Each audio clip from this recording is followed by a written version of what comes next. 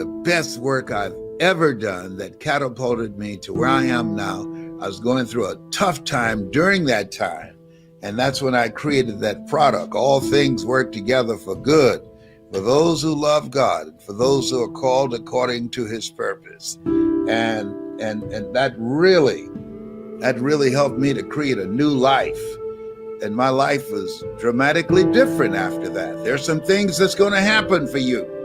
If you have a perpetual sense of optimism, if you just embrace and stand on, all things work together for good for those who love God and who are called according to his purpose, and you recognize the reality that you're God's miracle child, you recognize the reality that you were chosen to be here at this point in time in history, that there's something that you have something special, you have greatness in you, and there's a work for you to do, work for all of us to do. But most people, they die without ever doing the work that they were assigned to do because they don't take the time to know themselves. This is a time for reflection, self-awareness, developing an awareness of yourself beyond your mental conditioning, beyond your circumstances, adverse circumstances, beyond where you are right now, expanding your vision of yourself, going within. At this part of the year, you know what I say? Look behind and thank God. What do you mean? Thank that I'm still here, that I woke up with a pulse this morning. Yes, look around and thank God. Look behind and thank God. Look around and praise God. Yeah, there's so many opportunities, so many blessings, so many things that I can do and participate in and expand my level of awareness. Go within and seek God. Seek ye first the kingdom of God and his righteousness, and all these things, whatever you desire, all these things will be added unto you. And look ahead and follow God.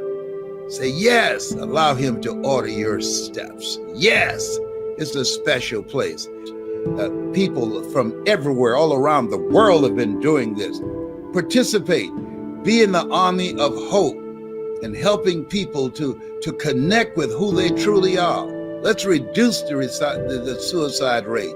Let people know that they're greater than their circumstances. Let them know that they're greater than anything that they're going through right now. We need to sometimes to be reminded of what we don't know right now, because sometimes life can knock you senseless. That's why we're taught, judge not according to appearances. It might look like it's over. No, it's not.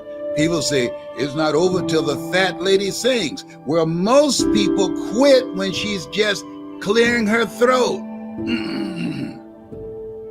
No, you were born to win. You were born to win. You are winning. You got here winning.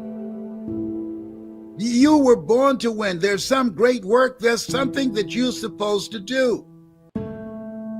And so this is a time for getting still, for unplugging out of life. That's what I'm doing. I'm doing a lot of thinking and rethinking my life. And then here's what I want you to use as you look at your life. I want you to tap into your courage, because in the newness of life, and your life would be a new life. If you're not happy, if you're not new, if you haven't changed, if you have not made a commitment to embrace a higher standard on how you show up and your choices that you make and the life that you're living and the relationships that you're surrounded by, there's nothing new about that.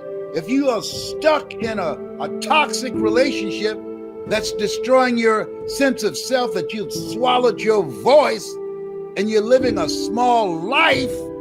I remember I was doing this training in Chicago, and this couple, it was like 3 weeks that I had to do this training, and this couple, they were there for 2 weeks. And then the third week, she was on one side, he was on the other. So I asked him, I said, hey man, what are you doing seated over here? Why don't you go over there and sit with your wife? And he said, Man, after going through this seminar, she left me because I don't have anything. I said, oh man, I'm sorry to hear that. As I was walking toward her, I said, hey, what's up? She said, I heard what he said. I didn't leave him because he didn't have anything. I left him because he didn't want anything. I had to drag him here. He had no goals and no dreams. He's not willing to change, and he thought he could change me. And I told him, you don't do it like that with me. You don't weigh in on me and tell me what I can do with my life. I want more than what we now have. I'm not willing to settle for this. You might be willing to settle for this. We're living with his mother. That doesn't work for me. We should have our own place, but it works for him. Oh, she cooks real good. I can cook too. No. I want a man. I don't want a grown boy. I want a man, and I deserve one. I can live by myself and be happy and have peace of mind and no drama. I understand. And you know something? You know how many people have settled? This is a time you have to ask yourself, who am I being? How am I showing up? Does this life that I'm now living, does it represent the best in me? And be honest. Whenever I'm speaking to audiences, I ask them, how many of you know if you had your life to live over again, you could have done more than what you've done thus far? And I raise my hand first, and the majority raise their hands. So then I ask, what are you doing about that? What are you doing about this?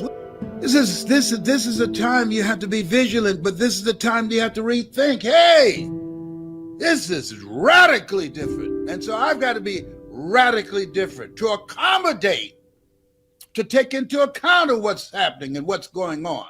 Millions of jobs being lost.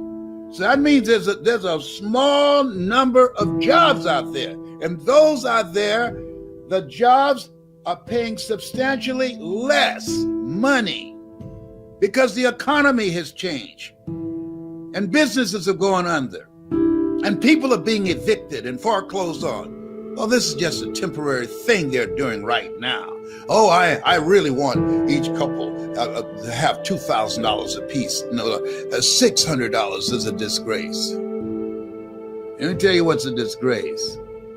Lying to people. Oh, I played it down. I didn't want them to know because I didn't want them to panic. Oh, is that right? What else are they playing down? That's why it's important now. It's important. Listen to me. I've seen a thing. I know a thing or two. I've been an elected official, elected 3 terms before I resigned and went back to take care of my mother. I know the game. And I know the weapons of mass distractions. That's what we are victims of right now. Weapons of mass distractions. I know the con game that's going on right now, where you have people strung out and manipulating them through the press. Look here, the people that are controlling things that are going on and the messages that are getting in our mind, they're not playing, and you and I can't play. That's why I'm sending out this choosing your future. You want to choose your future. You want to listen to things that feed you, feed your faith and allow your doubts to starve to death. Feed your creativity, free and feed your initiative and build your courage so you can make some tough decisions, because right now you've got to make some tough decisions. A lady said, I left my husband 11 years ago, but he didn't realize it. I left my husband 11 years ago, but he didn't realize it. Now, most people will say, what's up with him? That's not my question. My question was, what's up with her? You left him mentally, but physically you showed up to pretend to be his wife. And you did a good job for 11 years because you were gutless. You didn't have the courage to say, this is not working for me anymore. I'm out of here. People do it all the time. 40%, the divorce rate has increased 40%. Why? Because people realize how fragile they are and life is. They said, you know what? This ain't working. I don't like you like this. I'm out of here. They did a study with psychiatrists. And here's something they discovered, that psychiatrists who had clients who had been coming for years because they were trying to resolve their psychological and emotional illness and different problems they had for years. But once they were told by a doctor they had some terminal illness, they stopped coming to therapy. They stopped and went on to live the rest of their lives. How did they do that? They came to their senses. Like the prodigal son, they came to themselves without being on a couch with a psychiatrist and a pad. They realized they had a limited time to be here, and they decided they're going to live it on their terms. Yeah, oh, the newness of life. Oh, what are you cleaning out? This house cleaning time now. You got to, first of all, you need to look at you. I'm looking at myself and say, what are the things about me? I can't get what I want to do done if I'm bringing and dragging in garbage that's in me, that's in my mind, that's in my spirit, that's in my behavior, that's in my choices. There's some stuff I need to let go of right now. Got to expand my awareness. I got to be brutally honest with myself. It's me, oh Lord, standing in the need of prayer. It's me. It's me. I'm not going to give myself a pass. I'm not going to give myself an excuse. No. It's me. I'm going to take full responsibility. George Bernard Shaw said, the people who make it in this life, they look around for the circumstances they want and the kind of life that they want. And if they can't find them, they create them. I'm not going out like this. It's me. I'm going to take the necessary steps. I'm creating a plan of action to be here longer. I know that being overweight shortens my lifespan. I know sitting around listening to motivational tapes, that shortened my lifetime. That's equal to smoking 2 packs of cigarettes a day. I need to get my butt up and start moving while I'm listening to them. It's me, Lord. I'm taking ownership. Yeah, wherever you find yourself at some point in time, you made an appointment to be there. It's me, Lord. And I'm looking at relationships. And there's some, there's some, all the bad, toxic, negative behaviors, choices, people in my life, I'm putting in the work. I'm having the courage to cut it. Say, no, cut. No, you got to put your foot down. This is the place where we are. You got to put your foot down to yourself and say to yourself, as Elijah Cummins would say, I'm better than this. I'm better than the behavior that I've been choosing and how I've been representing myself. I'm better than this relationship that I'm in where I'm dying together rather than living together. I'm better than the circumstances where I am. I've lost my job. I've lost my business, and I'm better than the adversities that are looking me in the face that are about to get smacked down. It's not going to stop me. Are you kidding me? No, I'm better than this. Whatever life throws at me, you call it Murphy's Law or whatever you want to call it. Oh, the devil is busy. Oh, the devil is a liar.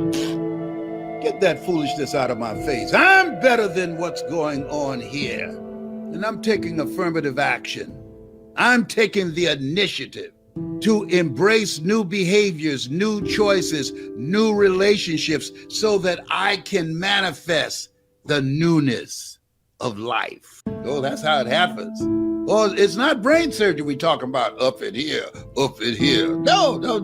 When you change your mindset, when you change your relationships, when you change the people, the company that you keep, when you are willing to learn something new, when you are paying attention and say the economy has changed and money is made now on the computer virtually, and you're willing to learn and adjust. I came in early, ain't nobody here but me. I got tired of calling everybody and their mother. Hey, will you come over and help me? They're tired of me. They didn't tell me. Why? Because I pay good. I'm just kidding, but I'm serious.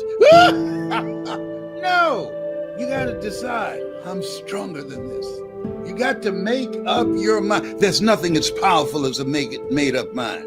Get quiet. I'm saying to you, we're victims of weapons, of mass distractions. We get so caught up in things so many times. We look at a cell phone over 400 times a day. I decided to do a cell phone fast.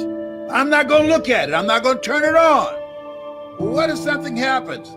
I will hear about it after I come back. Sometimes you got to check out. Sometimes you got to go in the closet and close the door so you can think. And let me share something with you. I did that, and let me tell you something up in here. I am so glad I did, because I gave myself time to think, and I started hearing things. I gave myself time to think, and I started seeing things that I couldn't see before because I was caught up in the busyness of life and I was distracted. Life is about disruptions, distractions, transformation. It transformed me. It gave me the courage to make some decisions at one time in my life I would not have done it. I'd have looked away. I'd have been a wimp. You got to be in a fight mode now. So no, I'm not the one. No, see, there are people who fight about stuff that don't make any sense at all. But when you're fighting for peace of mind, when you are fighting to have a major breakthrough in how you're showing up in life, when you're fighting to create the next greatest version of yourself, when you're fighting to build a new life, first by building a new you, but you can't do it if you're building a life on garbage, if you're building a life on mediocrity, if you're building a life on toxic relationships, if you're building a life on pretending, if you're building a small life on what you have, what God has given you. You're made in the likeness and image of God, and you've been given authority and dominion over everything over the face of the earth. You can build a new life. You can fit a new life, an expanded life, in a small mind. You have something special. You have greatness in you. Visualize the life that you want to create. Make the commitment. Make up your mind to make a radical change in your behavior, knowing you don't get in life what you want, you get in life what you are. Look at your relationships and ask the question, what kind of person am I becoming because of this relationship? What is it doing to me? Am I growing mentally and emotionally and spiritually and financially? What is this relationship doing to me? Am I a better person because of this relationship? Does this person hold me accountable to a higher standard? Do they bring the best out of me?